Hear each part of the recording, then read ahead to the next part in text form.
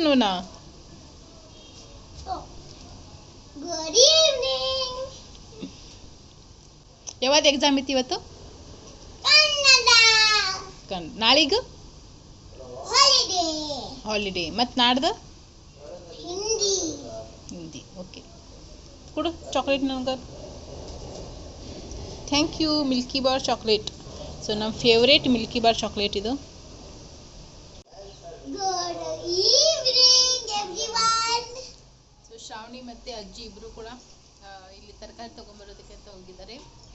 So time already ಸಂಜೆ ಆಗ್ತಾ ಇದೆ. ಇವಾಗ ರಾತ್ರಿ ಅಡುಗೆ ಮಾಡಬೇಕು. ಆಲ್ರೆಡಿ ಸಾಂಬಾರು ಮಾಡಿದ್ದೀನಿ ನಾನು. ಪಲ್ಯ ಮತ್ತು ರೊಟ್ಟಿ ಮಾಡೋಣ ಅಂತ ಅಂದ್ಕೊಂಡಿದ್ವಿ. ಅವರಿಂದ ಜೋಳ ತೊಗೊಂಡು ಬಂದಿದ್ದೆ. ಅದು ಒಂದ್ಸತಿ ಕೂಡ ನಾವು ಇಲ್ಲಿ ಗಿರ್ಣಿಗೆ ಹಾಕ್ಸಿ ಇರಲಿಲ್ಲ. ಆದರೆ ಮೊನ್ನೆ ನಮ್ಮ ಮನೆಯವ್ರು ಹೋಗಿಬಿಟ್ಟು ಹಾಕೊಂಡ್ಬಂದಿದ್ದಾರೆ. ನೋಡೋಣ ಹಿಟ್ಟು ಹೇಗಾಗುತ್ತೆ, ರೊಟ್ಟಿ ಬರ್ತವೇನೇ ಇಲ್ಲ ಅಂತ ಅಂದ್ಬಿಟ್ಟು ಇವಾಗ ಮಮ್ಮಿ ರೊಟ್ಟಿನ ಟ್ರೈ ಮಾಡ್ತಾ ಇದ್ದಾರೆ. ಅಕಸ್ಮಾತ್ ರೊಟ್ಟಿ ಸರಿಯಾಗಿ ಬಂದಿಲ್ಲ ಅಂದರೆ ಆ ಹಿಟ್ಟನ್ನು ಊರಿಗೆ ತೊಗೊಂಡು ಹೋಗ್ತಾರೆ ಮತ್ತು ಬೇರೆ ಹಿಟ್ಟನ್ನು ನನಗೆ ಕಳಿಸ್ತಾರೆ. ನಾನು ರೊಟ್ಟಿ ಥರ ಮಾಡೋದು ಸ್ವಲ್ಪ ಕಡಿಮೆನೇ. ನಮ್ಮ ಅಮ್ಮ ಇರೋದಕ್ಕೆ ಇವಾಗ ಡೈಲಿ ರೊಟ್ಟಿನೇ ಮಾಡ್ಕೊಂಡು ತಿಂತಾ ಇದ್ದೀವಿ. ಸ್ಕೂಲ್ ಬ್ಯಾಗ್ ಎತ್ತಲ್ಲ ನಾನು ಇಲ್ಲಿ ತೊಳೆದು ಹಾಕಿದ್ದೀನಿ. ಇವಾಗ ಎಕ್ಸಾಮ್ ನಡೀತಾ ಇದೆಯಲ್ಲ, ಸೊ ಹಾಗಾಗಿ ಒಂದಿನ ಬಿಟ್ಟು ಒಂದಿನ ಸ್ಕೂಲ್ ಇದೆ ಇವ್ರದ್ದು. ಸೊ ಇವತ್ತು ಸ್ಕೂಲ್ಗೆ ಹೋಗಿ ಬಂದಿದ್ದಾರೆ. ನಾಳೆ ಹಾಲಿಡೇಸ್ ಇದೆ.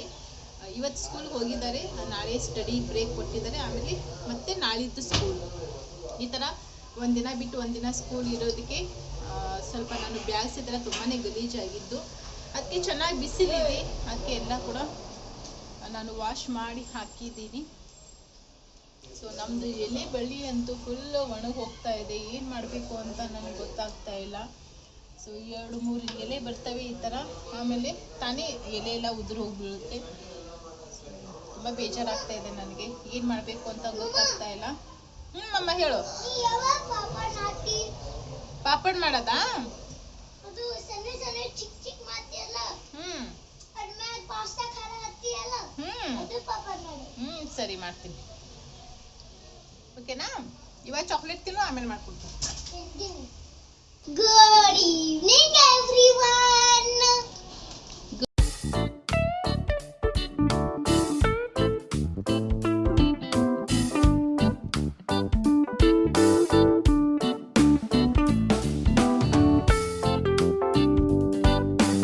ಅಮ್ಮ ಮಾರ್ಕೆಟಿಂದ ಬರಬೇಕಾದ್ರೆ ಮೆಂತ್ಯ ಸೊಪ್ಪನ್ನು ತೊಗೊಂಬಂದಿದ್ದಾರೆ. ಮೆಂತ್ಯ ಸೊಪ್ಪಂತೂ ತುಂಬಾ ಚೆನ್ನಾಗಿದೆ, ಆದರೆ ಅದರಲ್ಲಿ ಕಸನೇ ಜಾಸ್ತಿ ಇತ್ತು. ಅದಕ್ಕೆ ಇವಾಗ ನಾನು ಕುತ್ಕೊಂಡು ಅದನ್ನೆಲ್ಲ ಕೂಡ ಕ್ಲೀನ್ ಮಾಡ್ತಾ ಇದ್ದೀನಿ.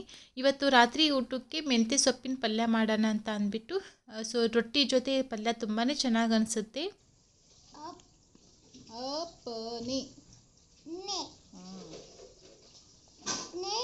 ದರ್ಬಾರಿಯೋಂಕೋ ದ ದ ರ ಬಲಕನ ಬಾ ದರ ಬಾ ಬಲಕನ ಬಾ ರ ರ ಗ पहिली वेलांटी री री पहिली वेलांटी री यो दरबारियो य लकाना या यवर एक मात्रा यो दरबारियो दरबारी यो ಯೋ ಯೋ ಬರೆಯೋದು. ಯೋ ಯ ಯ ಬರೆದು ಇದು ಯಾ ಬರೀತಿಲ್ಲ, ಮ್ಯಾಲ್ ಮಾತ್ರ ಒಂದು ಯೋ. दरबारियों की की दूसरी विलांटी की दूसरी दूसरी विलांटी की और और ओ लकाना आ और एक मात्रा ओ र और देखा द और एक मात्रा दे ख लकाना खा देखा ख खा ದೊಡ್ಡದು ख हाँ ख ದೊಡ್ಡದು. ಖಾ ಮಾಡಿ ಫುಲ್ ಸ್ಟಾಪ್ ಮಾಡೋದು. देखा ಕ ಖ ಬರ್ತದಲ್ಲ, ಖ ಖ ಲಕಾನ ಖಾ. ए तो ಹುಬಹು ಬೇಗ ಇಲ್ಲ ಅಕ್ಕ ಥರ ಮಾಡ್ತೀನಿ. ಅಕ್ಕ ಥರ ಮಾಡ್ತೀನಿ. ए तो तो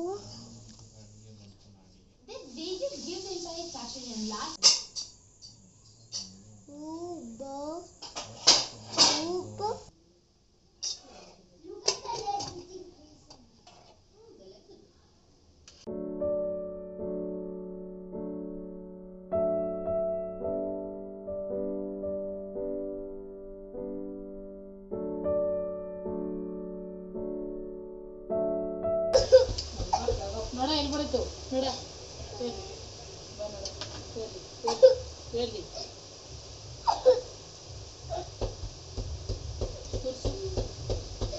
ಕೈ ಹೊಡೆದು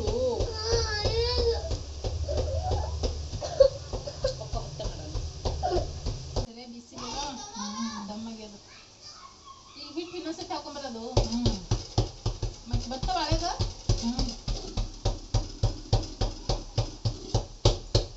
ಸೌಂಡ್ ಮಾಡ್ಬೇಕು ಬಂದಿಲ್ಲಂದ್ರೆ ಏನ್ ಮಾಡ್ತಿ ಮಮ್ಮಿ ಇನ್ನೊಂದ್ಸತಿ ಹಾಕೊಂಡ್ ಬರ್ರಿ ಅದು ಜಿಗಿಟ್ ಹೋಗ್ಬಿಡ್ತದಲ್ಲ ನಿನಗ ಹೀಗೆ ಬರ್ತದೆ ಮತ್ತೆ ಹಂಗ ಸ್ವಲ್ಪ ನೀರು ಅಕ್ಕಿ ಹಾಕೊಂಡು ಸೊ ಹಿಟ್ಟು ಬಿಸ್ಕೊಂಡ್ ಬಂದಿರೋದು ಫೇಲ್ ಆಯ್ತು ಅದಕ್ಕೆ ಸ್ವಲ್ಪನೇ ಕೊಟ್ಟಿದ್ದನ ಅದ್ರ ಅಕ್ಕಿ ಹಿಟ್ಟು ಹಾಕೋಣ ಮಮ್ಮಿ ಇಲ್ಲ ಸ್ವಲ್ಪ ಅಕ್ಕಿ ಹಿಟ್ಟು ಹಾಕ್ಬೋದಲ್ಲ ನಡೆಯಲ್ಲ ಮಣ್ಣು ಮಿಕ್ಸ್ ಮಾಡ್ಕೊಂಡು ಮಾಡ್ತಿಲ್ಲ ಹಂಗ ಅದು ಬೇಡ ಅದು ಕಟ್ಟಿ ಆತಾವ ಕಟ್ಟಿ ಒಂದು ಕಟ್ಟಿ ಅದ್ರೊಳಗೆ ಕಲಸಿ ಬೀಸೋದು ಬೇರೆನೇ ಬೇಕು ಮ್ಯಾಗಿಂದ ಹಾಕೋದು ಬೇರೆನೇ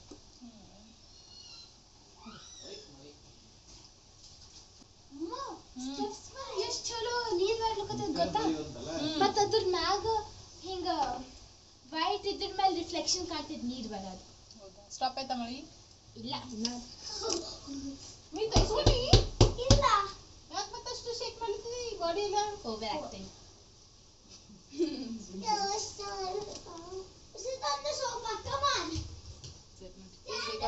ಪಲ್ಯ ಮಾಡೋಣ ರೊಟ್ಟಿ ರೆಡಿ ಅದು ಇನ್ನ ಪಲ್ಯ ರೆಡಿ ಇಲ್ಲ ಬೇಗ ಬೇಗ ಪಲ್ಯ ಒಂದು ಮಾಡೋಣ ಈಗ ಇವಾಗ ರೊಟ್ಟಿ ಜೊತೆ ನಾನಿಲ್ಲಿ ಬದನೆಕಾಯಿ ಪಲ್ಯ ಮಾಡ್ತಾ ಇದ್ದೀನಿ ಅದಕ್ಕೆ ಸ್ವಲ್ಪ ಬೆಳ್ಳುಳ್ಳಿನ ನಾನಿಲ್ಲಿ ಕುಟ್ಕೋತಾ ಇದ್ದೀನಿ ನನ್ನ ಹತ್ರ ಯಾವಾಗೂ ಕೂಡ ಫ್ರೆಶ್ ಆಗಿ ಶುಂಠಿ ಬೆಳ್ಳುಳ್ಳಿ ಪೇಸ್ಟನ್ನು ನಾನು ಫ್ರಿಜ್ಜಲ್ಲಿ ಮಾಡಿ ಇಟ್ಕೊಂಡಿರ್ತೀನಿ ಆದರೆ ಇವಾಗ ಸದ್ಯಕ್ಕೆ ಖಾಲಿ ಆಗಿಬಿಟ್ಟಿದೆ ಅದಕ್ಕೆ ನಾನು ಒಂದು 5ರಿಂದ 6 ಪೀಸಷ್ಟು ಬೆಳ್ಳುಳ್ಳಿನ ಫ್ರೆಶ್ ಆಗಿ ಕುಟ್ಟಿ ರೆಡಿ ಮಾಡಿಕೊಂಡೆ ಇವಾಗ ನಾನಿಲ್ಲಿ ರೊಟ್ಟಿ ಜೊತೆ ಸೈಡ್ ಡಿಶ್ಗೆ ಬದನೆಕಾಯಿ ಪಲ್ಯ ಮಾಡ್ತಾ ಇದ್ದೀನಿ ನಾರ್ಮಲಿ ಬದನೆಕಾಯಿ ಪಲ್ಯಕ್ಕೆ ನೀವು ಈರುಳ್ಳಿ ಟೊಮೆಟೊ ಈ ಥರ ಎಲ್ಲ ಹಾಕಿ ಮಾಡ್ತೀರಾ ಆದರೆ ನಾನು ಅದ್ರ ಜೊತೆ ಇವತ್ತು ಮೆಂತ್ಯ ಸೊಪ್ಪು ಕೂಡ ಹಾಕೋತಾ ಇದ್ದೀನಿ ಮೆಂತ್ಯ ಸೊಪ್ಪು ತುಂಬಾ ಚೆನ್ನಾಗಿರುತ್ತೆ ಮೆಂತ್ಯ ಸೊಪ್ಪು ಇಲ್ಲಾಂದರೆ ನೀವು ಇದಕ್ಕೆ ಪಾಲಕ್ ಸೊಪ್ಪು ಕೂಡ ಹಾಕ್ಕೋಬೋದು ಇಲ್ಲಾಂದರೆ ಬೇರೆ ಯಾವುದಾದ್ರೂ ಸೊಪ್ಪನ್ನು ಮಿಕ್ಸ್ ಮಾಡ್ಕೋಬೋದು ಆದರೆ ನಾನಿವತ್ತು ಫ್ರೆಶ್ ಆಗಿರುವಂಥ ಮೆಂತ್ಯ ಸೊಪ್ಪು ನನ್ನ ಹತ್ರ ಇತ್ತು ಇವಾಗ ಅದನ್ನೇ ನಾನಿಲ್ಲಿ ಹಾಕ್ಕೋತಾ ಇದ್ದೀನಿ ಸೊ ಮೊದಲು ನೀವು ಬದನೆಕಾಯಿ ಪಲ್ಯಕ್ಕೆ ಯಾವ ಥರ ಎಲ್ಲ ಒಗ್ಗರಣೆ ಹಾಕ್ತೀರಾ ಸೊ ಸೇಮ್ ಅದೇ ಥರನೇ ಒಗ್ಗರಣೆ ಹಾಕೋದು ಅದಾದ ನಂತರ ಇದಕ್ಕೆ ಮೆಂತ್ಯ ಸೊಪ್ಪನ್ನು ಆ್ಯಡ್ ಮಾಡಬೇಕು ಈ ರೊಟ್ಟಿ ಜೊತೆ ಪಲ್ಯ ಅಂದರೆ ಸ್ವಲ್ಪ ಖಾರವಾಗಿ ಇದ್ರೇ ಚೆನ್ನಾಗಿರುತ್ತೆ ಸೊ ಹಾಗಾಗಿ ನಾನು ಪಲ್ಯ ಇವತ್ತು ಸ್ವಲ್ಪ ಖಾರ ಮಾಡ್ತಾಯಿದ್ದೀನಿ ಆಲ್ರೆಡಿ ಬೆಳಿಗ್ಗೆ ಮಾಡಿರೋದು ಸಾಂಬಾರು ಇದೆ ನನ್ನ ಹತ್ರ ಅದಕ್ಕೆ ನಾನು ಇವಾಗ ಅದ್ರ ಜೊತೆ ಸ್ವಲ್ಪ ಡ್ರೈ ಆಗಿರುವಂಥ ಪಲ್ಯ ಇರಲಿ ಅಂತ ಅಂದ್ಬಿಟ್ಟು ಈ ಕಾಂಬಿನೇಷನಲ್ಲಿ ಇವತ್ತು ನಾನು ಪಲ್ಯ ಮಾಡ್ತಾಯಿದ್ದೀನಿ ಸೊ ಮಕ್ಕಳಿಗೆ ಸೊಪ್ಪು ಬೇಕು ಆದರೆ ನಮಗೆಲ್ಲರಿಗೂ ಬದನೆಕಾಯಿ ಬೇಕು ಸೊ ಹಾಗಾಗಿ ಎರಡೂ ಕೂಡ ಮಿಕ್ಸ್ ಮಾಡಿ ಒಟ್ಟಿಗೆ ಮಾಡ್ತಾಯಿದ್ದೀನಿ ಸೊ ಈ ಪಲ್ಯ ಇಷ್ಟು ಚೆನ್ನಾಗಿ ಆಗುತ್ತೆ ಅಂದರೆ ರೊಟ್ಟಿ ಜೊತೆ ಚಪಾತಿ ಜೊತೆ ನೀವು ಇವನ್ನು ಲಂಚ್ ಬಾಕ್ಸಿಗೆ ಕೂಡ ಕೊಡ್ಬೋದು ಹಾಗೆ ಬಿಸಿ ಬಿಸಿ ಅನ್ನಕ್ಕೂ ಕೂಡ ಇದು ತುಂಬಾ ಚೆನ್ನಾಗಿರುತ್ತೆ ಸ್ವಲ್ಪ ನಿಮಗೆ ಇದು ಲಿಕ್ವಿಡ್ ಥರ ಬೇಕಂದರೆ ಸ್ವಲ್ಪ ನೀರು ಕೂಡ ಹಾಕೋಬೋದು ಇಲ್ಲ ನನಗೆ ಡ್ರೈ ಥರ ಬೇಕಂದರೆ ಡ್ರೈ ಥರನ ಮಾಡ್ಕೋಬೋದು ಇವಾಗ ನೋಡಿ ಬದನೆಕಾಯಿ ಮತ್ತು ಮೆಂತ್ಯ ಸೊಪ್ಪೆಲ್ಲ ಸ್ವಲ್ಪ ಕರಗದ ಮೇಲೆ ನಾನು ಕೊನೆಯಲ್ಲಿ ಇದಕ್ಕೆ ಹುರಿದು ಪುಡಿ ಮಾಡಿ ಇಟ್ಕೊಂಡಂಥ ಶೇಂಗಾ ಪೌಡರನ್ನು ಹಾಕ್ಕೊಂಡಿದ್ದೀನಿ ಸೊ ನಮ್ಮ ಉತ್ತರ ಕರ್ನಾಟಕ ಸೈಡ್ ಶೇಂಗಾ ಪುಡಿ ಅಂದರೆ ಜಾಸ್ತಿನೇ ಯೂಸ್ ಮಾಡ್ತೀವಿ ನಾವು ಸೊ ಈ ಥರದ ಪಲ್ಯಕ್ಕೆ ಶೇಂಗಾ ಪುಡಿನೇ ಹಾಕಬೇಕು ತುಂಬಾ ಚೆನ್ನಾಗಿರುತ್ತೆ ಸೊ ನೋಡಿ ಈ ಪಲ್ಯ ರೆಡಿ ಆಯಿತು ಸೊ ನಮ್ಮ ಅಮ್ಮಗೂ ಈ ಪಲ್ಯ ತುಂಬಾ ಇಷ್ಟ ಆಯಿತು ನೀವು ಕೂಡ ಒಂದ್ಸತಿ ಖಂಡಿತವಾಗ್ಲೂ ಮನೆಯಲ್ಲಿ ಇದನ್ನು ಟ್ರೈ ಮಾಡಿ ನೋಡಿ ಸಿಟ್ಟು ಬರ್ಲಕ್ಕ ನಿಮ್ಗೆ ಆ ಕೋಪ ಬಂತು ನನ್ನ ಗುಬ್ಬಿಗೂ ಕೋಪ ಬಂದಿದ್ದು ಗುಬ್ಬಿ ಕೋಪ ಏನು ಮಾಡ್ತಿದ್ದಿ ಗನ್ ಶೂಟ್ ಮಾಡಿ ಇವಾಗ ನಾನಿಲ್ಲಿ ಸಮೋಸಾಗೆ ಹಿಟ್ಟನ್ನು ಕಲಿಸಿಡ್ತಾ ಇದ್ದೀನಿ ಲಾಸ್ಟ್ ವಿಡಿಯೋಲಿ ಕೂಡ ನಾನು ಹಿಟ್ಟನ್ನು ಯಾವ ಥರ ಕಲಿಸಿದ್ದೀನಿ ಅದನ್ನು ಶೇರ್ ಮಾಡ್ಕೊಂಡಿದ್ದೆ ಆದರೆ ಸಮೋಸಾದು ಕಂಪ್ಲೀಟ್ ರೆಸಿಪಿನ ನಿಮ್ಮ ಜೊತೆ ಶೇರ್ ಮಾಡ್ಕೊಳ್ಳೋದಕ್ಕಾಗಲಿಲ್ಲ ಅದಕ್ಕೆ ನಾನು ಈ ವಿಡಿಯೋಲಿ ಇದನ್ನು ತೋರಿಸ್ತಾ ಇದ್ದೀನಿ ಎಷ್ಟೋ ಸರ್ತಿ ನಾವು ಚಾಣಿಯಿಂದ ಹಿಟ್ಟನ್ನು ಚಾಳಿಸ್ಬೇಕಾದ್ರೆ ಸೈಡಲ್ಲಿ ಮತ್ತು ತಳಗಡೆ ಚೆಲ್ಲುತ್ತೆ ಆ ಥರ ಚೆಲ್ಲದೇ ಹಿಟ್ಟನ್ನು ಯಾವ ಥರ ಚಾಳಿಸೋದು ಅದನ್ನು ಇವತ್ತು ನಿಮ್ಮ ಜೊತೆ ಶೇರ್ ಮಾಡ್ಕೋತಾ ಇದ್ದೀನಿ ಈ ಟ್ರಿಕ್ಕನ್ನು ಯೂಸ್ ಮಾಡ್ಕೊಂಡ್ಬಿಟ್ಟು ಹಿಟ್ಟನ್ನು ಚಾಳಿಸ್ಕೋಬೋದು ಬರೀ ಮೈದಾ ಹಿಟ್ಟು ಮಾತ್ರ ಅಲ್ಲ ಯಾವ ಹಿಟ್ಟು ಬೇಕಾದರೂ ನೀವು ಈ ಥರ ಚಾಳಿಸಿದ್ರೆ ನಿಮಗೆ ಸೈಡಲ್ಲಿ ಮತ್ತು ತಳಗಡೆ ಎಲ್ಲಿ ಕೂಡ ಚೆಲ್ಲೋದಿಲ್ಲ ಸೊ ನೋಡಿ ನಾನು ಈ ಥರ ಉದ್ದ ಗ್ಲಾಸಲ್ಲಿ ಹಿಟ್ಟನ್ನು ತೊಗೊಂಡ್ಬಿಟ್ಟು ಚಾಳಣಿ ಮೇಲೆ ಈ ಥರ ಉಲ್ಟಾ ಇಟ್ಟು ಅದನ್ನು ತಿರುಗಿಸ್ಕೊತಾ ಹೋದರೆ ನಿಮಗೆ ಹಿಟ್ಟು ಕರೆಕ್ಟಾಗಿ ಪಾತ್ರೆಯಲ್ಲೇ ಬೀಳುತ್ತೆ ಸೊ ನೋಡ್ತಾ ಇರ್ಬೋದು ಹಿಟ್ಟು ಎಷ್ಟು ಚೆನ್ನಾಗಿ ಚಾಳಿಸಿದ್ದೀನಿ ಅಂತ ಎಲ್ಲಿ ಕೂಡ ಸೈಡಲ್ಲಿ ಮತ್ತು ತೆಳಗಡೆ ಚೆಲ್ಲಿಲ್ಲ. ಸೊ ನೀವು ಕೂಡ ಈ ಟ್ರಿಕ್ಕನ್ನು ಯೂಸ್ ಮಾಡಿಬಿಟ್ಟು ಹಿಟ್ಟನ್ನು ಚಳಿಸ್ಕೋಬೋದು. ನಾನಿಲ್ಲಿ 1.5 ಲೋಟದಷ್ಟು ಮೈದಾ ಹಿಟ್ಟನ್ನು ತೊಗೊಂಡಿದ್ದೀನಿ. ಇವಾಗ ಅದಕ್ಕೆ ರುಚಿಗೆ ತಕ್ಕಷ್ಟು ಉಪ್ಪು, ಒಂದು ಸ್ವಲ್ಪ ಜೀರಿಗೆ ಮತ್ತು ಅಜವಾಯಿನನ್ನು ಒಂದು ಅರ್ಧ ಟೀ ಸ್ಪೂನಷ್ಟು ಹಾಕ್ಕೋತಾ ಇದ್ದೀನಿ. ಯಾವುದೇ ಒಂದು ರೆಸಿಪಿಗೆ ನೀವು ಅಜವಾಯಿನನ್ನು ಹಾಕಬೇಕಾದ್ರೆ ಸ್ವಲ್ಪ ಕೈಯಿಂದ ಈ ಥರ ಉಜ್ಜಿಬಿಟ್ಟು ಹಾಕಿದ್ರೆ ಅದ್ರದ್ದು ಸ್ಮೆಲ್ ತುಂಬಾ ಚೆನ್ನಾಗಿ ಬಿಡುತ್ತೆ. ಹಾಗೆ ಮೇಲುಗಡೆಯಿಂದ ಒಂದು 3 ರಿಂದ 4 ಟೀ ಸ್ಪೂನಷ್ಟು ಎಣ್ಣೆ ಹಾಕ್ಕೊಂಡಿದ್ದೀನಿ. ಸೊ ನಾರ್ಮಲ್ ಅಡುಗೆಗೆ ನಾವು ಯಾವ ಎಣ್ಣೆ ಯೂಸ್ ಮಾಡ್ತೀವಿ ಅದನ್ನೇ ಹಾಕ್ಕೊಳ್ಳಿ. ಇವಾಗ ಎಣ್ಣೆ ಹಾಕಿಬಿಟ್ಟು ಚೆನ್ನಾಗಿ ಅದನ್ನು ಹಿಟ್ಟಲ್ಲಿ ಕಲಿಸ್ಕೋಬೇಕು. ಹಿಟ್ಟು ಈಸಿಯಾಗಿ ನೀವು ಕೈಯಲ್ಲಿ ಈ ಥರ ಹಿಡಿದಾಗ ಅದು ಉಂಡೆ ಆಗಬೇಕು, ಅದಕ್ಕೆ ನೀವು ಎಣ್ಣೆನ ಹಾಕ್ಕೊಳ್ಳಿ. ಸೊ ಅಕಸ್ಮಾತ್ ನಿಮ್ಮದು ಹಿಟ್ಟು ಈ ಥರ ಉಂಡೆ ಆಗಿಲ್ಲ ಅಂದರೆ ಮತ್ತೆ ಇನ್ನೂ ಒಂದು ಸ್ವಲ್ಪ ಎಣ್ಣೆ ಹಾಕ್ಕೊಂಡ್ಬಿಟ್ಟು ಚೆನ್ನಾಗಿ ಅದನ್ನು ಕಲಸಿ ಉಂಡೆ ಆಗೋ ಹದಕ್ಕೆ ನೀವು ರೆಡಿ ಮಾಡ್ಕೊಳ್ಳಿ. ನಾನಿಲ್ಲಿ ನಾರ್ಮಲ್ ಎಣ್ಣೆನೇ ತೊಗೊಂಡಿದ್ದೀನಿ, ಕಾಸಿರುವಂಥ ಎಣ್ಣೆ ಅಲ್ಲ. ಇವಾಗ ಇದಕ್ಕೆ ಸ್ವಲ್ಪ ಸ್ವಲ್ಪ ನೀರನ್ನು ಹಾಕ್ಕೊಳ್ತಾ ಹಿಟ್ಟನ್ನು ಕಲಿಸ್ಕೊಳ್ಳೋಣ. ಸಮೋಸಕ್ಕೆ ಆದಷ್ಟು ಹಿಟ್ಟು ಸ್ವಲ್ಪ ಗಟ್ಟಿಯಾಗಿಯೇ ಇರಬೇಕು, ಅಂದರೆ ನಿಮಗೆ ಸಮೋಸ ಕ್ರಿಸ್ಪಿಯಾಗಿ ಚೆನ್ನಾಗಿ ಬರುತ್ತೆ.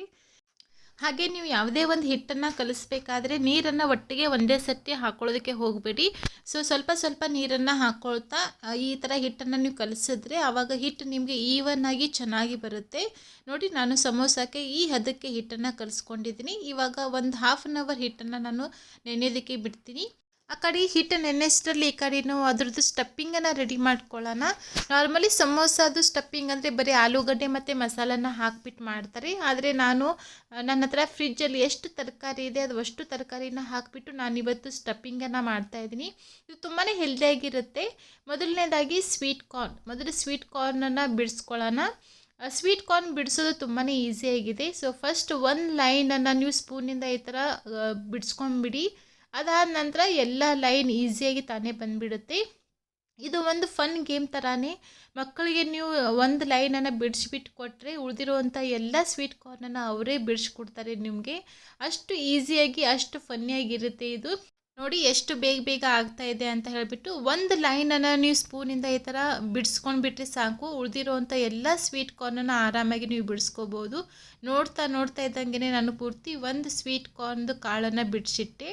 ನೆಕ್ಸ್ಟ್ ಇವಾಗ ಚಿಕ್ಕದಾಗಿರೋ ಮಿಕ್ಸರ್ ಜಾರಿಗೆ ನಾನು ಸ್ವಲ್ಪ ಫ್ರೆಶ್ ಕರಿಬೇವು, ಹಸಿಮೆಣಸಿನ್ಕಾಯಿ, ಶುಂಠಿ ಮತ್ತು ಬೆಳ್ಳುಳ್ಳಿನ ಹಾಕ್ಕೊಂಡ್ಬಿಟ್ಟು ಇವಾಗ ಒಂದು ಅರ್ಧ ಟೀ ಸ್ಪೂನಷ್ಟು ಜೀರಿಗೆ ಹಾಕ್ಕೋತಾ ಇದ್ದೀನಿ. ಇದಕ್ಕೆ ನೀರೇನು ಹಾಕೋದು ಬೇಡ, ಜಸ್ಟ್ ಹಾಗೆ ಡ್ರೈ ಪೇಸ್ಟ್ ಮಾಡ್ಕೊಳ್ಳೋಣ. ಹಸಿಮೆಣಸಿನ್ಕಾಯಿ ಬೇಡ ಅಂದರೆ ನೀವು ಇಲ್ಲಿ ಖಾರದ ಪುಡಿ ಕೂಡ ಯೂಸ್ ಮಾಡ್ಕೋಬೋದು.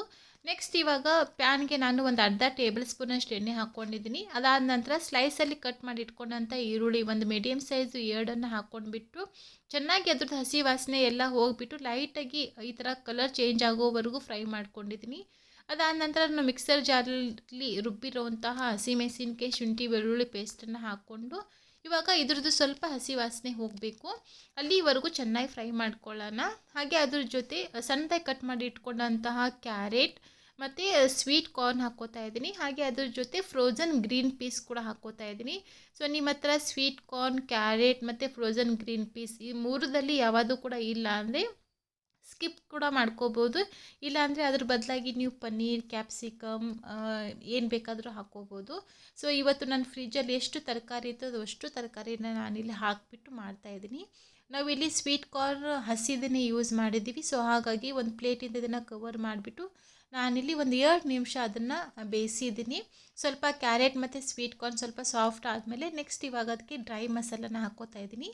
ಧನಿಯಾ ಪೌಡರ್, ಗರಂ ಮಸಾಲ ಮತ್ತು ಮಿಕ್ಸ್ ವೆಜಿಟೇಬಲ್ ಮಸಾಲ, ಹಾಗೆ ಒಂದು ಅರ್ಧ ಟೀ ಸ್ಪೂನಷ್ಟು ಬ್ಲ್ಯಾಕ್ ಪೆಪ್ಪರ್ ಇಷ್ಟ ಹಾಕಿಬಿಟ್ಟು ನೆಕ್ಸ್ಟ್ ಇವಾಗ ಬೇಯಿಸಿಟ್ಟಿರುವಂಥ ಆಲೂಗಡ್ಡೆನ ಹಾಕ್ಕೋತಾ ಇದ್ದೀನಿ.